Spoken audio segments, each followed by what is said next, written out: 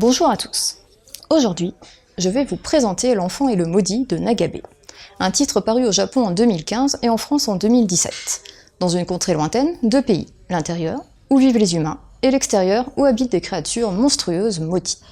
En effet, il ne faut surtout pas toucher ces créatures sous peine d'être à son tour maudit, c'est-à-dire de se transformer en l'une d'elles. Tout commence avec Shiva, une fillette humaine qui vit avec celui que l'on nomme le professeur, qui lui est une créature maudite. Shiva ne craint pas cette créature et leur quotidien semble plutôt paisible. Le professeur veille sur Shiva en attendant que sa tante vienne la chercher, dit-il. Mais cela ne semble pas tout à fait vrai. Quel secret cache le professeur? Comment Shiva et le professeur se sont-ils rencontrés? Comment cette relation père-fille va-t-elle évoluer, alors qu'il ne peut y avoir aucun signe d'affection physique?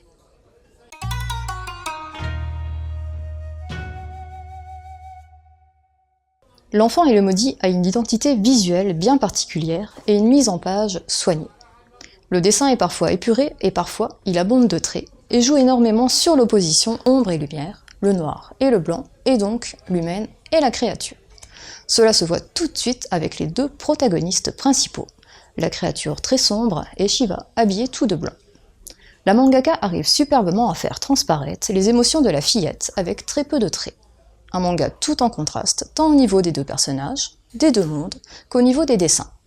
Bref, les dessins s'harmonisent avec le ton à la fois sombre et léger du récit. L'édition de Komiku est simple et efficace. Seul petit bémol, peut-être la texture du papier qui peut laisser l'encre noire sur les doigts.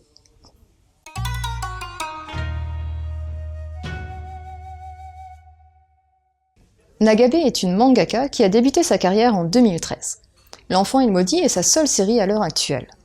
3 tomes sont sortis au Japon depuis, du coup, il faudra certainement être patient pour la suite. Ce premier tome de L'Enfant et le Maudit démarre en douceur, mais bien qu'il ne se passe pas grand-chose, il y a suffisamment d'éléments pour comprendre les enjeux de l'histoire. Je ne vais pas pouvoir vous en dire beaucoup plus de peur de vous spoiler. Tout est amené en finesse. Au fil des pages, on en découvre plus sur ce monde et le duo Shiva-Professeur est très attachant. Le dessin de ce manga est un immense atout et nous immerge dans cet univers fantastique et poétique. Voici d'autres lectures qui se rapprochent de cette fable. Le rapport de Brodeck, de Manu Larsenet, pour son style graphique, le noir et blanc, et des traits fins, et également pour l'histoire avec le traitement des étrangers.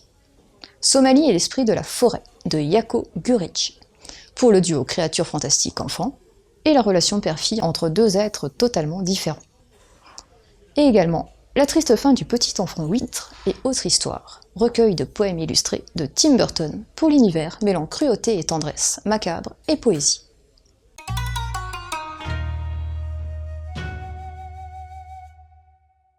L'Enfant et le Maudit de Nagabe est une fable poétique où l'on suit deux êtres totalement différents. Shiva, une fillette humaine, et le professeur, une créature maudite. La créature veille sur Shiva et la protège comme un père. La petite fille ne craint pas cet être malgré la malédiction.